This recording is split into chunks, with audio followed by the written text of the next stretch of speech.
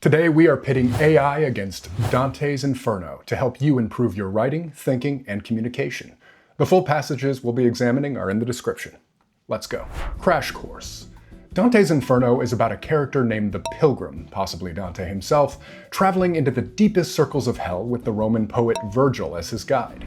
The epic is divided by chapters known as cantos, composed of 3-line stanzas, 3 of which we'll be looking at today.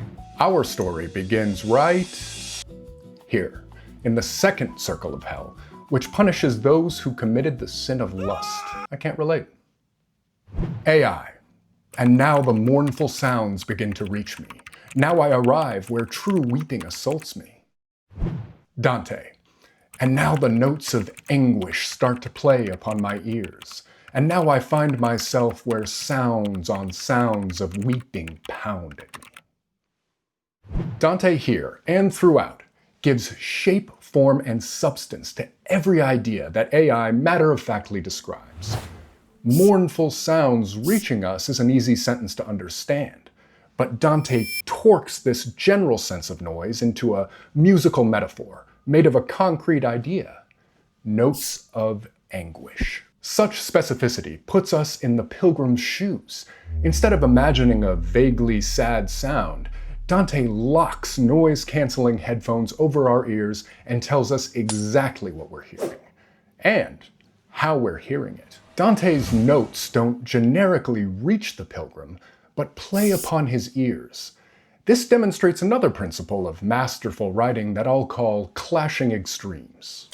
The freighted emotion of anguish is tickling our ear. But Dante's not done yet. He takes the metaphor even further. AI tells us that the weeping assaults the pilgrim. Not a bad verb, if a bit hacky.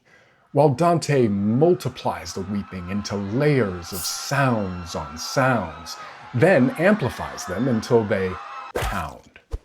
When someone weeps, it evokes our empathy.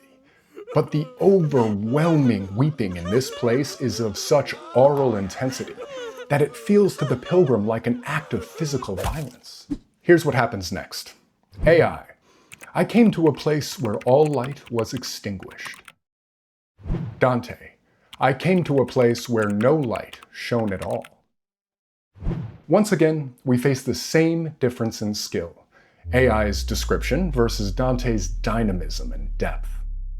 First of all, was extinguished is in the passive voice, which, despite its bad reputation, you will need to use from time to time.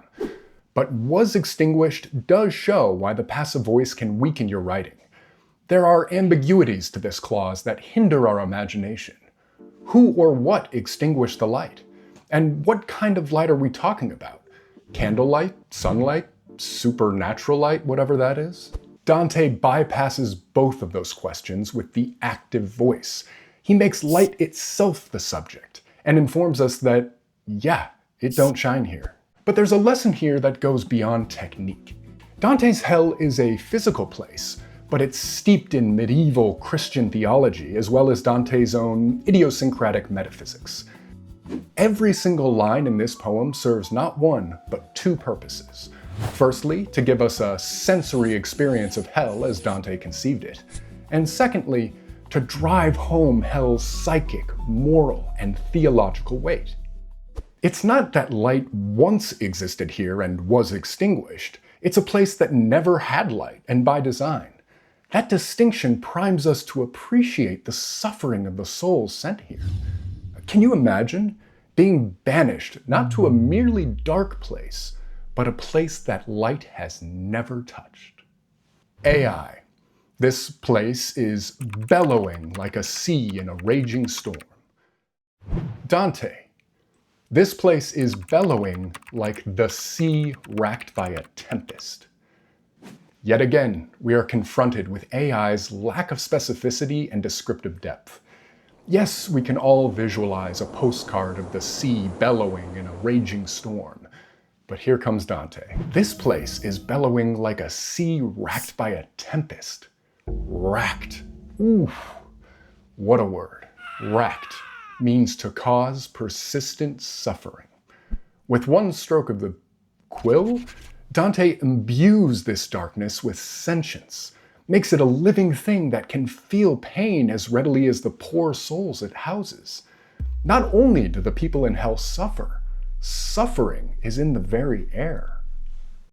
And what about this word? Why choose tempest instead of AI's straightforward noun, storm? Words have layers. There's the word itself, its definitions, then way down here we have its origins. Storm is a cool word, which has very, very old roots. It's derived from a Proto-Indo-European word, stwr, which meant to turn or whirl.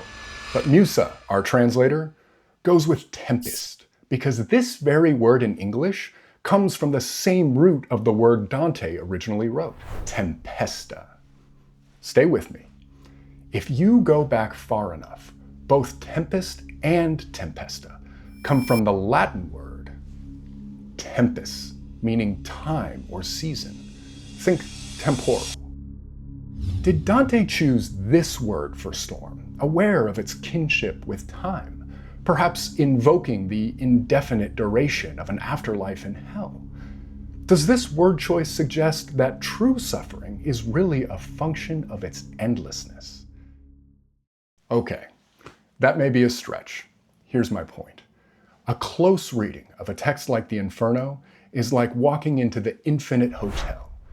Every single word is a doorway into another room which contains yet more treasures of our collective humanity. It kills me, but we're going to pass by this juicy line and look at a section which will teach us a key to understanding Dante's Inferno. I'm not even going to bother with AI. Dante writes, "The infernal storm, eternal in its rage, sweeps and drives the spirits with its blast." The punishments in Dante's hell have a special name, contropasso, which means that they either resemble or contrast with the sin they serve. Recall that the spirits blasted about in the second circle of hell committed the sin of lust. This infernal storm is really the emotional experience of lust itself, which is committed in darkness, without the light of reason. So this bleak externalized punishment mirrors what Dante posits is the internal experience of the sin. And in the final line of our tercets, we learn that the contropasso for lust, the infernal storm, whirls the souls, lashing them with punishment. Thanks for watching. I hope your brief journey into hell was a pleasant one. See you next time.